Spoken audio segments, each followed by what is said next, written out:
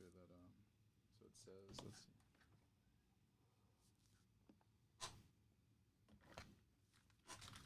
So it says excellent connection. Okay, it looks like we're live right now. Do you have my mic? I have this mic, Oh, that's which my is mic. mine. Hello. Hello. All right, everyone. It looks like we are starting the podcast right now. This is our first time going live, so forgive us if there are technical difficulties. But today we're going to be talking about psilocybin mushrooms, the potential benefits and investment opportunities once the legalization of these psychedelic drugs come into play.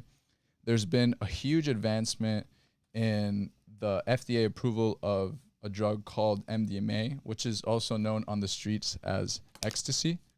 So we'll see how these drugs and how this industry can ultimately shift the world and the human psychology.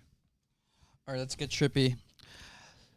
Psychedelic mushrooms have just been decriminalized for medicinal purposes in Oregon as of recent. It's been a huge development, pretty cool stuff. This isn't the first time we're seeing stuff like this. I mean, decriminalization of magic mushrooms has been around for quite a bit. There's been some companies in the space, just not really the U.S. because the U.S. is all about money and, you know, putting as many people in jail for whatever reason as possible. But I know Canada has been in the space for quite some time, and they've been some pioneers and have influenced us in many ways because their companies have seen a lot of popular opinions towards their mushroom companies. So I don't know if They've also been very pro-drug too. yeah, Like I mean they've been very just huge advocates of, like, they were legalizing weed before we did. right, because I mean they're just really nice people. Canadians are just so wholesome and open-minded, unlike us U.S.ers. So let's get right into it. Let's just do the intro. Let's just dive, yeah. Okay. Do you Well, feel I'm it? Peter. Do you feel it? I'm feeling it. I think it's kicking in. I'm feeling it. Okay. All right. Well, I'm Elliot Diaz, and you're listening to Pineapple Chunks. All right. We're gonna get really trippy because this industry of magic mushrooms is an $86 billion industry. Can you believe that? Well, no, it's gonna be 86 billion by 2025. Projections. And not magic mushrooms, just fungi overall. But, you know, in the market, you talk about market caps, you talk about all this stuff. And in reality, like, does Apple have $2 trillion? Well, Apple isn't getting into the mushroom business. So No, they're not. So I don't believe that at all. But what I'm saying, if they were getting into the fungi business, then yeah, they would have $2 trillion. I don't think so. No, that's just the market cap. That's what I'm saying. It's not the money that they have on hand. It's just the value that they have based on the outstanding shares and the share price. So it's like the projected $86 billion of psilocybin is a huge benchmark just to start off from. And you mentioned how it includes food, culinary to be more exact, and then the medicinal space of psychotherapy. Right. So what's the two main drivers that is gonna blast off this market cap of fungi into outer space is just the culinary aspect of it, right? I mean, you eat a lot of fungi and it's gonna be used into a lot of supplements and whatnot. And then there's a whole pharmaceutical part of it where they're gonna take advantage of this and make their money out of it, right? So those are gonna be the two drivers that's gonna really blast this into space, like I mentioned. And it's basically like culinary, like microdosing, like taking a little dose of a psychedelic drug to cope with the day. And like, why would you take a portion of a drug that gives you a high, like on a daily basis? And this might sound strange, especially for a drug like as recreational as psilocybin, but we take drugs all the time. I mean, the kid who was prescribed Adderall. Hell, you might have been prescribed Adderall. You probably drink coffee every morning. That's another drug. There yeah. you go, dude. And so psilocybin is just another drug that has gotten a bad rap for obvious reasons. I mean, there's a lot of dangers that can go with taking these substances, but there's also a lot of benefits when done the right way. And this has to do with having the right person around you, set and setting, and then going through the conventional therapeutic process of dealing with trauma, destroying depression, annihilating PTSD, and conquering your anxiety. All right. All right. So that's the biggest positive that I see. And I just realized I haven't recorded for that. But we'll download it from here anyway. But what about the pharmacy industries? You know, coming from a man who graduated with a chemistry degree. Yeah. What you say about the pharmacy industry for psychedelics? So in regards to the whole treatment and the whole therapeutic aspect of it all, I don't think we're going to be seeing much of that. I think we're going to be seeing very compartmentalized or segmented doses where you're going to get prescribed these psychedelic drugs, but in a way where you're going to have to keep coming back, right? It's not going to be a one single moment cure for you. It's going to be we need that recurring income.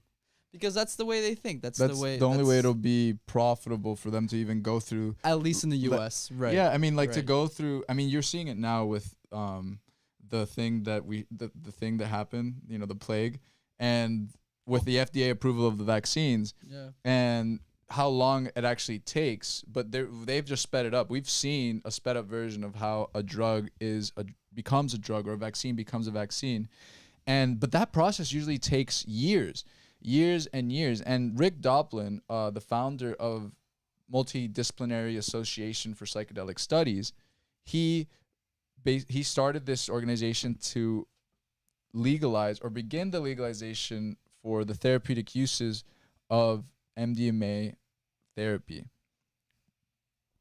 And so, right, like that's an example that you mentioned that's really good. And another example is ketamine, and how we've able to synthesize a isomer of ketamine. And for those of you who don't know, isomer is just, if you think of ketamine as a chemical compound, an isomer is the same chemical compound, just with like a little notch difference in it.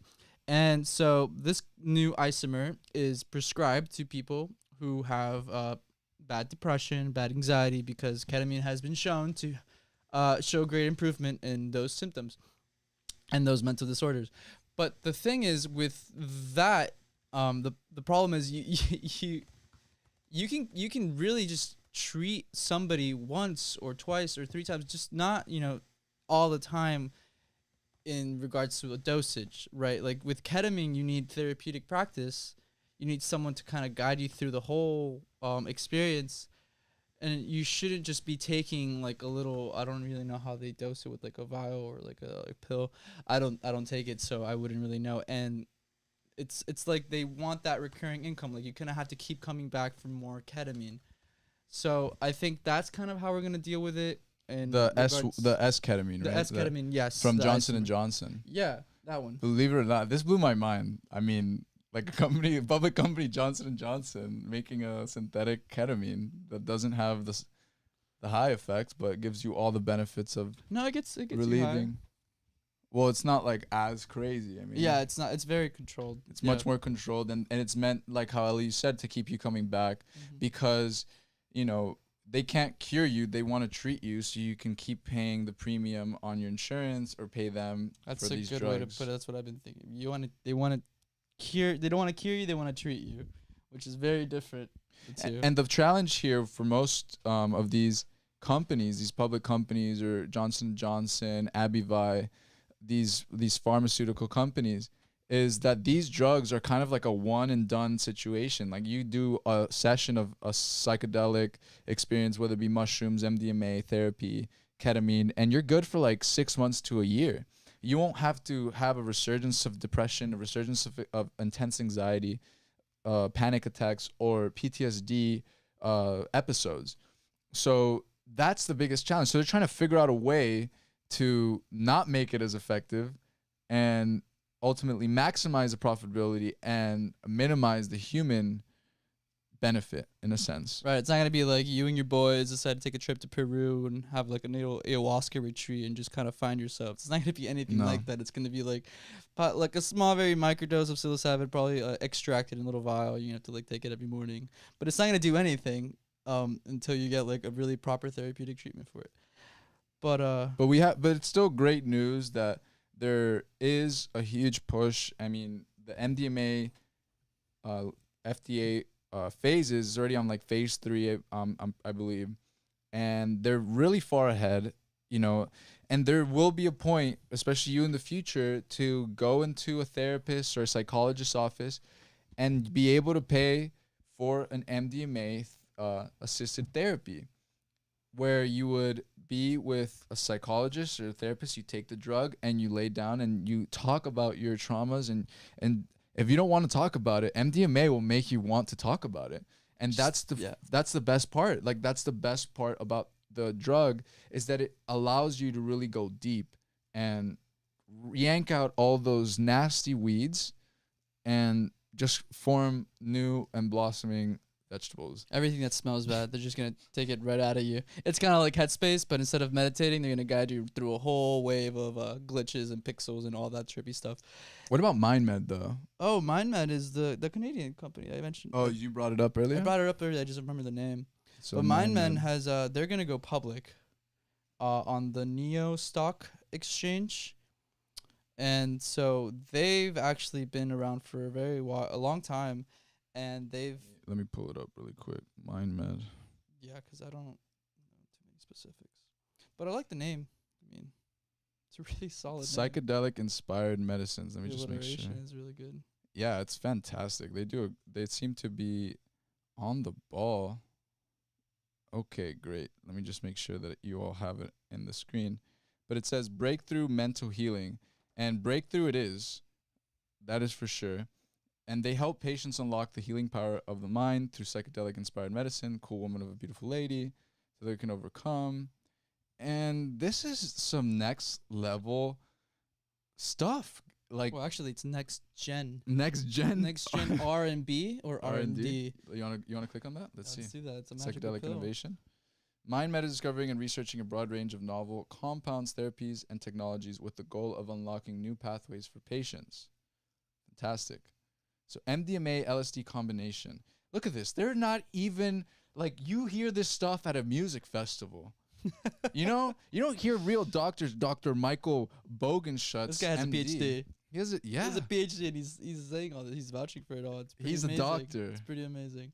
So they're funding and launching clinical training at New York University, Langone Health, that aims to facilitate the recruitment and training for psychiatrists and clinical investigators in delivering psychedelic-assisted therapies and psychedelic-inspired medicines. And preparation for future deployment of these medicines, it is imperative to get psychedelic substances in front of clinical researchers and give them the resources they need to help clarify the path forward. And now this is a huge step forward, because it's really is all about who's first. Who got there first? Who has the brand? And who had the balls overall? Like, who had the well, these audacity? guys. Yeah, these They had guys. I them. mean, They're talking about mixing MDMA and LSD. business. There was a risky business when this whole prohibition was like serious. These guys were like, nah. I mean, I'm sure they had a lot of money to be able to lobby and all that stuff, but these guys still had the courage to make this a venture. And they're collaborating with many universities. I mean, Johns Hopkins, for example, has a huge fund.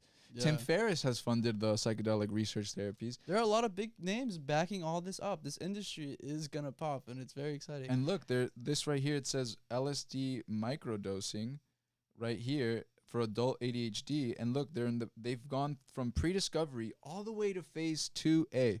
Now, I don't know what that means, but it seems like they need to get... at that. Huh? You think Steve Jobs did that? Hey, he did like an LSD experience. No, He like was in the fields, right? you think maybe like the founder of what is now a $2 trillion company, Apple, took acid and made it public, and now everyone's like, oh, maybe LSD isn't so bad. It made this guy super rich. Every Silicon Valley entrepreneur wannabe has thought about this logical progression and taken huge amounts of drugs to try to replicate wearing the turtlenecks and the New Balances and the jeans the jeans, the bell bottom jeans. the bell bottom jeans. Oh no, I think they're like They're not bell-bottom, whitewashed, the mom jeans. They're the mom jeans. Yeah. And so everybody has thought of this, and those guys are crazy. But listen, you know, Steve Jobs did a lot of LSD. He did what they call macro dosing, not necessarily micro dosing. They've said Bill Gates has done so, and there's Fucking big, not small here. yeah, exactly. Actually, Steve Jobs would frequently make fun or joke at Bill Gates for not taking LSD, and but anyway, that's just an aside. Nonetheless, it's an interesting field that is growing, and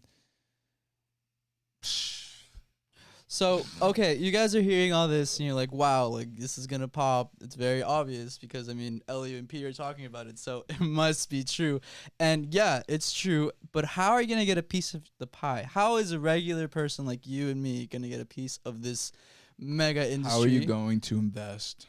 I mean, there are a few ways, right? You don't have to necessarily get into the whole psilocybin industry, but you can rest assured that the whole fungi industry is going to fucking explode. Oh, I'm sorry, I cursed. Anyway, so Don't forget to like the video, whoever's watching this right now. yes, please do that. It'll really help with the YouTube algorithm. I mean, you all know about the YouTube algorithm. Johnson & Johnson, though. Johnson & Johnson. Pay attention to them. Right. For investing. Because they're already public. They're so already you public can in the already put US. your money into that. Right. And aside from that, you could also just get into fungi related ventures. I mean, I know there is mud water nowadays, and that is basically coffee with mushrooms in them.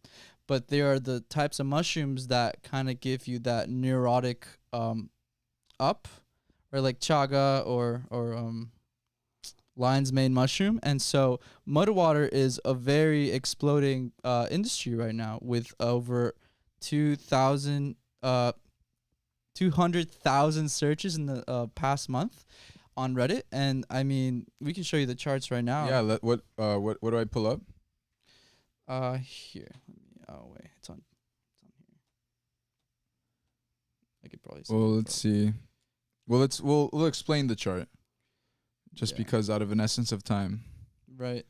So right here you see that. No, not this one. Yeah, this one actually. Right here you see that There's a chart that explains from January 2014 to January 2020. But what are you looking at? The subscribers? yeah, the subscribers, and I mean this Okay. the amount of searches also. This For is, mycology. right. Well, no, this is for Mudwater. So it's right here. Okay, so mud water. And there's been a huge uptick. It looks like an exact J curve. And it goes from January 2014 to January 2020, literally from 0 to 250,000 searches in 2020. Right, so it's getting pretty big, and the big players right now in Explain this again space- what mud water is. So Mudwater is just like a cocktail of different mushrooms. But like And some psychedelic mushrooms. No, they're not psychedelic mushrooms. They're like they're mushrooms that are supposed to enhance neurotic activity, kind of nootropics. Like nootropics. chaga mushrooms. Chaga, lion's mane mushrooms. They have some like cacao, some turmeric, a little bit of caffeine, but it's basically this cocktail. It's supposed to like compete with coffee. It's a coffee alternative, and they're using like a bunch of mushrooms in it because mushrooms are getting so big. And they're super beneficial to our Right. psychology. I mean, it's interesting because mycelium, also known as mushrooms, any kind of mushrooms, have a real way of connecting with our bodies. Like they really have, like mushrooms are like genetically so similar to us. Yeah. At least some of them. Some are poisonous, but they help us Some will so kill you. well.